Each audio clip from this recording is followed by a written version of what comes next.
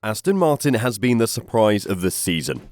Nobody could have imagined that Alonso would have 3 podiums by the end of the first 3 races, but here we are. And Aston Martin are far from done in their pursuit in becoming a title challenger, and they have just unveiled what their secret weapon to defeating Red Bull is. Let's dive into Aston Martin's surprise rise to the top and their secret plans. F1 has a sliding scale for aerodynamic testing, which means that teams towards the bottom of the Constructors' Championship get more wind tunnel time the next season than those near the top.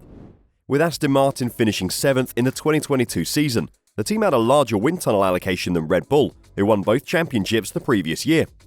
In addition, Red Bull was given a 10% decrease in aerodynamic and CFD allowances, as well as a $7 million fine for exceeding the 2021 budget cap.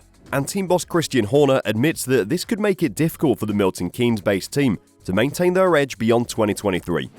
When asked whether having more wind tunnel time would benefit Aston Martin, McCullers said, "It's definitely an advantage, so we're trying to use that as much as we can at the moment. For sure, the more time you've got, the more tests you can do, the more data you can analyse, so it's good to have more time." Aston Martin have been Red Bull's closest rivals so far in 2023, but the team is still behind its rivals by 58 points in the constructors' standings. When asked whether the Monaco Grand Prix, which takes place later in May provide a unique challenge for the team to challenge Red Bull, McCullers said, "Again, I think Red Bull will turn up with a max downforce rear wing. We'll get to see how that performs where efficiency is critical. Monaco is obviously dominated by a lot of low-speed car performance. At the moment, we make ourselves look a little bit better relative to some people because of the size of the wing we carry. When everyone's on the max wing, maybe that will even out a bit, but we're still learning, to be honest. At the same time, nobody's standing still, so we're hopefully going to be bringing some developments going forward, as everybody's going to be doing, and the picture will rattle out." It looks like Aston Martin will be betting on their ability to almost test twice as much as Red Bull during this season. Will this be enough to challenge Red Bull?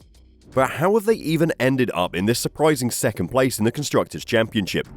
The difference between Aston Martin's position when the 2023 Formula 1 World Championship returns at the Azerbaijan Grand Prix next weekend and its position a year earlier is amazing. And with the team's game-changing new factory still under construction and new driver Fernando Alonso still settling into Aston Martin, there should be much more to come. Which is fortunate, since based on how team principal Mike Crack portrays owner Lawrence Stroll's attitude to the turnaround so far, no one at Aston Martin will be able to settle for only the 2022 to 2023 overhaul.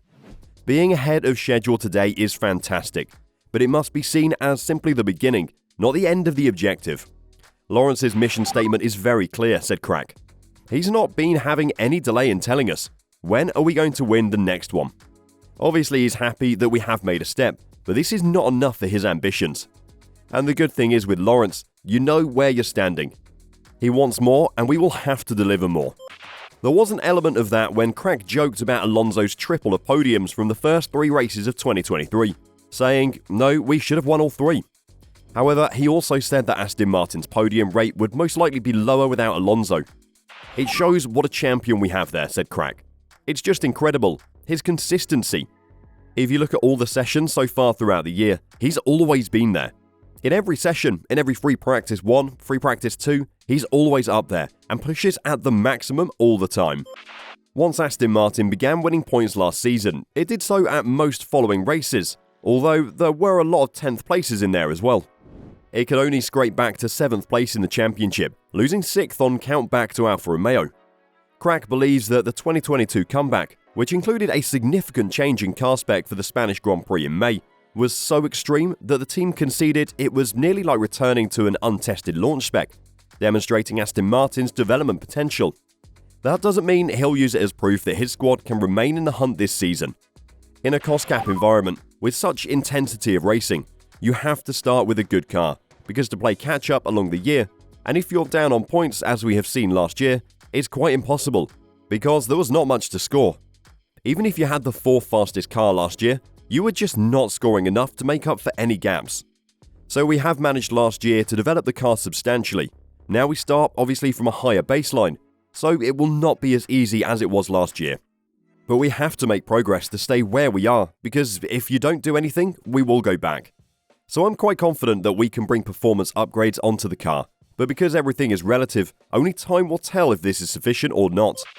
Crack claims that despite being in a totally different situation than this time last year, Aston Martin's mindset hasn't altered much in how it approaches their F1 weekends. The contrasts, he believes, are that any mistakes the team makes will now be scrutinised more closely, but that, for the time being, discussing the squad's performance is more fun than it was in 2022. You will be surprised it's not that different, because we have a very dedicated team that's always trying to achieve the maximum wherever they are, said Crack of the difference in feeling inside the team from 2022 to 2023. So the approach is not that much different.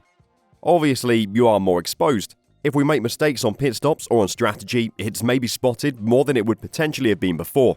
But other than that, the job itself is not very different. It's easier to speak about 3 podiums than what we spoke about 12 months ago. That was very difficult. Will this be enough to challenge Red Bull, or is there another team on the grid that could challenge them this season? It looks set that Red Bull will win again this year, but behind the balls though, an intriguing struggle is raging amongst the other teams.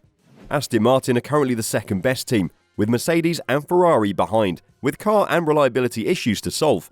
But might Alpine or McLaren sneak into the fight? And can any of these challenge Red Bull? Wind tunnel and CFD, that's computational fluid dynamics time, has been decreased, with teams required to create and find performance enhancements within a $135 million budget constraint and test time limitations. However, Red Bull faces a possible stumbling block here: the penalty for exceeding the budget cap in 2021. The team was fined, but they also lost valuable development time.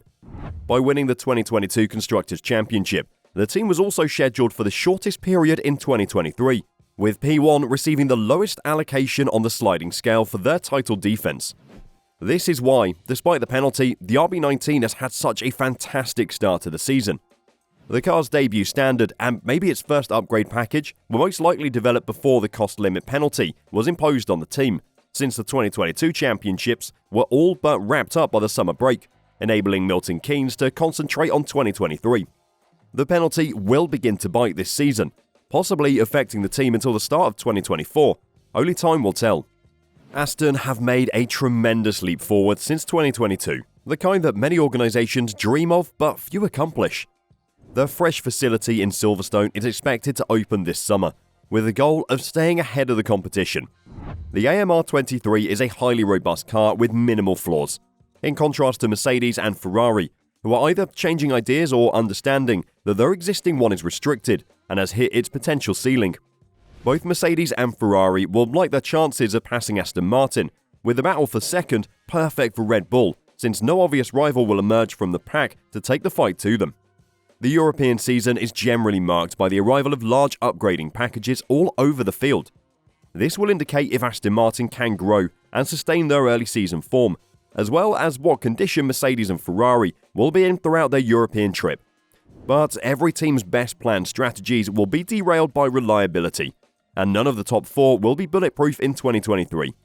Ferrari was penalised for an engine failure with Leclerc in round 2 after burning his 2 permitted control electronics in Bahrain, while Red Bull experienced a driveshaft failure with Verstappen in qualifying in Saudi Arabia. Both Aston Martin and Mercedes have retired, with Russell's PU creating a dramatic departure in Melbourne.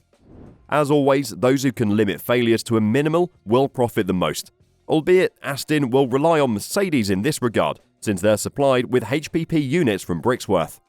And finally, car concept looks to be as important as updates. In 2023, car concept has become somewhat of a term, with Red Bull cementing theirs, Aston Martin following suit, and Mercedes and Ferrari stuck in technological ruts. Mercedes claims that their Imola upgrade package will be different, with the car altering after admitting that the zero side pods idea was incorrect. Toto Wolff has said that he has no qualms with imitating Red Bull if it is quick, but they would be 18 months behind in grasping the concept, and 12 months behind Aston Martin, who started to dabble with the idea last year. Given the cost limit, Ferrari chief Vasseur thinks it would be difficult for anybody to change design mid-season, as the Scuderia will stick with the existing concept at least this season. So, would any of these teams be able to challenge Red Bull?